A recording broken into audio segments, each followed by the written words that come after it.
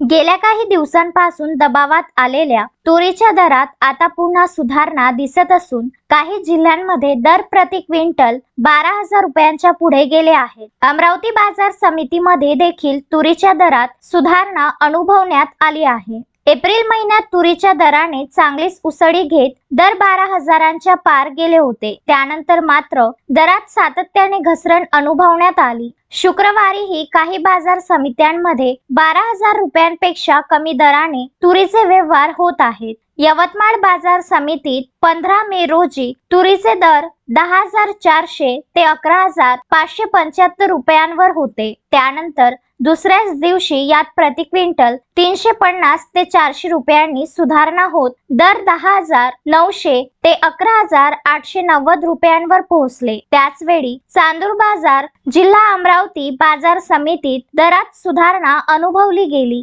बुधवारी या बाजार समितीत 9,000 ते 11,870 असा तुरीचा दर होता। त्यात दुसऱ्याच दिवशी गुरुवारी सुधारणा होत दर 9,000 ते 12,100 रुपयांवर पोहोचले। शेगाव बाजार समितीत मात्र दर दबावातच असल्याचे व्यापारी सूत्रांनी सांगितले। या ठिकाणी बुधवारी तुरीला 10,000 ते 11,500 असा दर असताना यात घसरण होत दर 9,500 ते 11,400 रुपयांवर आले। या ठिकाणी तुरीची आवक देखील जेमतेम 55 ते 60 क्विंटलच्या घरात झाली। त्याच वेळी कारंजा जिल्हा वाशिम येथील बाजारात तुरीची 12,000 क्विंटल आवक झाली। या ठिकाणी दरात सुधारणा झाल्याचे दिसून आले। Vidarbha news bureau, Nagpur.